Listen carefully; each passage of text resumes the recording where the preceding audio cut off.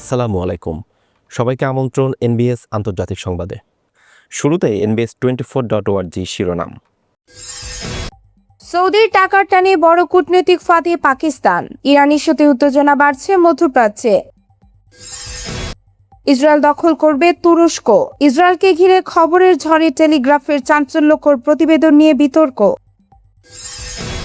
যুদ্ধবিরতির মেয়াদ শেষের পথে, ইরানকে ঘিরে ট্রাম্পের ভয়ঙ্কর হুঁশিয়ারি, মধ্যপ্রাচ্যে নতুন যুদ্ধের শঙ্কা।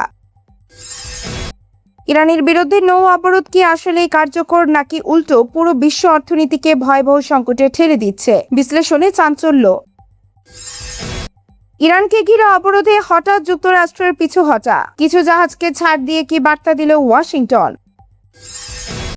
মধ্যপ্রাচ্যের নতুন শান্তি ফর্মুলা নিয়ে শি জিনপিং এর বিস্ফোরক ঘোষণা, যুক্তরাষ্ট্র ইসরায়েল জোটকে ঘিরে বাড়ছে উত্তেজনা। এবং যুদ্ধের মধ্যেও ইরানের তেল খাতে চমক, নিষেধাজ্ঞা ও চাপ উপেক্ষা করে বড় অর্থনৈতিক সাফল্য। দর্শক, এতক্ষণ শুনছিলেন শিরোনাম, এবার বিস্তারিত। দর্শক, এই ভিডিওটিতে লাইক দিবেন এবং আপনি কোন স্থান থেকে শুনছেন অবশ্যই কমেন্ট করে জানাবেন। খবর পড়ছি আমি আতিয়া ফিফা। সৌদির টাকার টানে বড় কূটনৈতিক ফাঁদে পাকিস্তান, ইরান ইস্যুতে উত্তেজনা বাড়ছে মধ্যপ্রাচ্যে। আঞ্চলিক নিরাপত্তা ও স্থিতিশীলতা নিশ্চিত করতে সৌদি আরবের সামরিক বাহিনী এবং অত্যাধুনিক যুদ্ধ বিমান পাঠিয়েছে পাকিস্তান। গত শনিবার পাকিস্তানের এই সামরিক বহর সৌদি আরবের কিং আব্দুল আজিজ বিমান ঘাঁটিতে পৌঁছায় বলে দেশটির প্রতিরক্ষা মন্ত্রণালয় নিশ্চিত করেছে। তবে এই পদক্ষেপকে অনেক গভীর কূটনৈতিক ঝুঁকি হিসেবে দেখছেন বিশ্লেষকদের মতে। ইরানের সঙ্গে চলমান উত্তেজনার সময় সৌদির পাশে অবস্থান নেওয়া পাকিস্তানের জন্য ভবিষ্যতে বড় চ্যালেঞ্জ তৈরি করতে পারে। এই মোতায়েন মূলত গত বছর সেপ্টেম্বর মাসে স্বাক্ষরিত প্রতিরক্ষা চুক্তির অংশ। চুক্তি অনুযায়ী কোনো এক দেশ আক্রান্ত হলে সেটিকে অন্য দেশের উপর আক্রমণ হিসেবে বিবেচনা করা হবে। সৌদি প্রতিরক্ষা মন্ত্রণালয় বলছে এই সহযোগিতার উদ্দেশ্য দুই দেশের সামরিক সমন্বয় বৃদ্ধি, অপারেশনাল প্রস্তুতি উন্নীত করা এবং আঞ্চলিক স্থিতিশীলতা বজায় রাখা। গত সপ্তাহে সৌদি আরবের জ্বালানি অবকাঠামোতে হামলার ঘটনায় পরিস্থিতি আর উত্তপ্ত হয়ে ওঠে। এই ঘটনায় এক সৌদি নাগরিক নিহত হলে পাকিস্তান কঠোর ভাষায় নিন্দা জানায়। একই সঙ্গে পাকিস্তান বর্তমানে অর্থনৈতিক চাপে রয়েছে। দেশটি আগামী 23 এপ্রিলের মধ্যে সংযুক্ত আরব আমিরাতের একটি বড় ঋণ পরিশোধের প্রস্তুতি নিচ্ছে। এই অবস্থায় সৌদি আরব ও কাতার থেকে প্রায় $5 বিলিয়ন সহায়তা পাওয়ার আশা করছে ইসলামাবাদ। পাশাপাশি বিদ্যমান আমানত ও জ্বালানি সুবিধা বাড়ানোর অনুরোধও জানানো হয়েছে।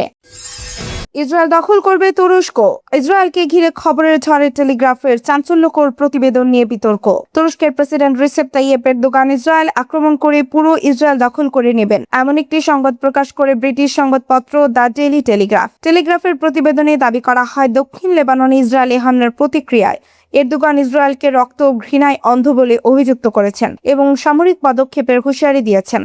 তারপরে জানা যায়, উদ্ধৃতিগুলি ছিল 2024 সালের জুলাই মাসে তুরস্কের রিজেস শহরে একে পার্কের স্থানীয় সভায় দেওয়া পুরনো বক্তব্য। প্রতিবেদনে আরো বলা হয়েছিল, লিবিয়া ও কারাবাখে যেভাবে তুরস্ক হস্তক্ষেপ করেছে, ইসরায়েলের ক্ষেত্রে একই ধরনের পদক্ষেপ নেওয়ার ইঙ্গিত দেওয়া হয়েছিল। এই খবর প্রকাশের পর তা দ্রুত বিভিন্ন আন্তর্জাতিক ও ইসরায়েলি সংবাদ মাধ্যমে ছড়িয়ে পড়ে। তবে তুরস্ক সরকার পরে এটিকে সম্পূর্ণ ভিত্তিহীন বলে প্রত্যাখ্যান করে। তুর্কি সরকারের যোগাযোগ অধিদপ্তর জানায়, এ ধরনের তথ্য আঞ্চলিক স্থিতিশীলতা নষ্ট করার উদ্দেশ্যে ছড়ানো হয়েছে এবং তুরস্ক সবসময় শান্তি ও বেসামরিক নাগরিক সুরক্ষার পক্ষে কাজ করে। ভুল তথ্য ধরা পড়ার পর টেলিগ্রাফ তাদের অনলাইন সংস্করণ থেকে প্রতিবেদনটি সরিয়ে নেয় এবং এক সম্পাদক সামাজিক যোগাযোগ মাধ্যমে স্বীকার করেন উদ্ধৃতিগুলো ভুল বা পুরনো ছিল।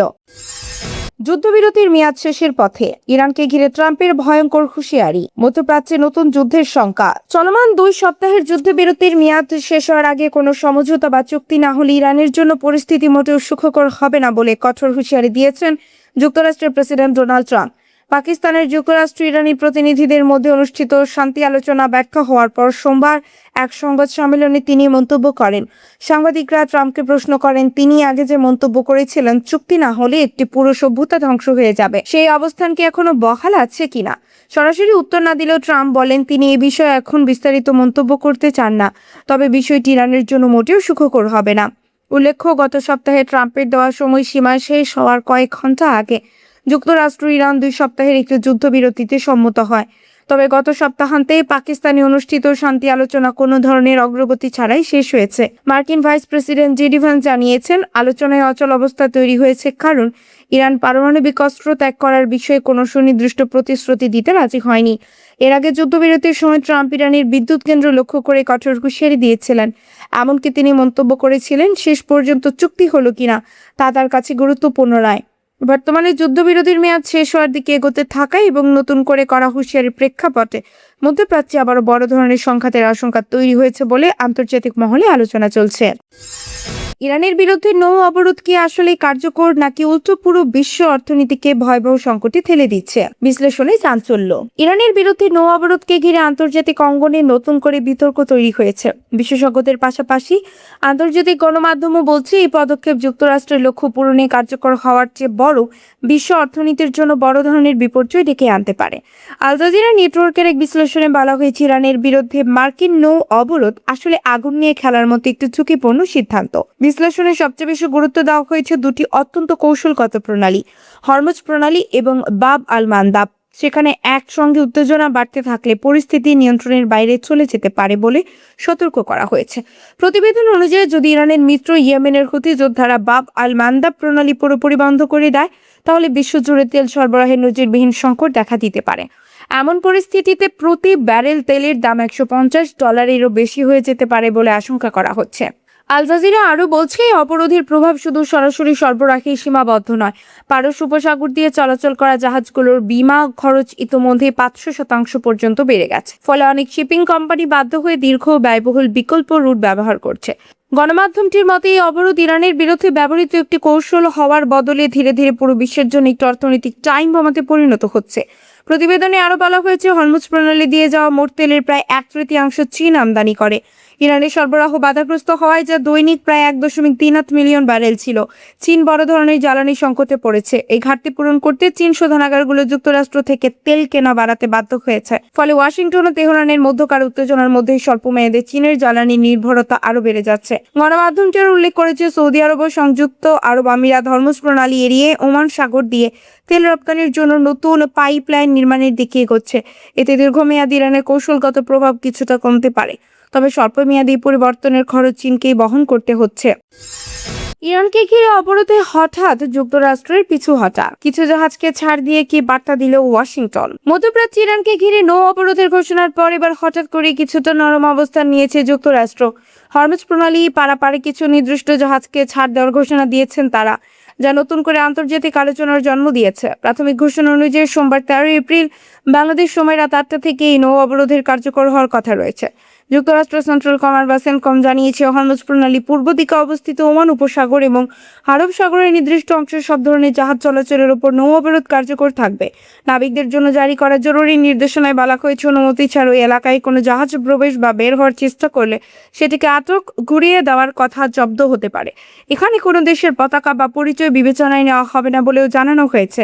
এমনকি অবরোধ ভাঙার চেষ্টা করলে সামরিক পদক্ষেপ নেওয়ারও হুঁশিয়ারি দেওয়া হয়েছে। তবে একই সঙ্গে সেন্টকম স্পষ্ট করেছে, হরমুজ প্রণালী দিয়ে ইরানি গন্তব্যে যাওয়া কিংবা সেখান থেকে আসা নিরপেক্ষ জাহাজগুলোর চলাচল পুরোপুরি বন্ধ করা হবে না, যদিও এসব জাহাজে তল্লাশি চালানো হতে পারে বলে জানানো হয়েছে।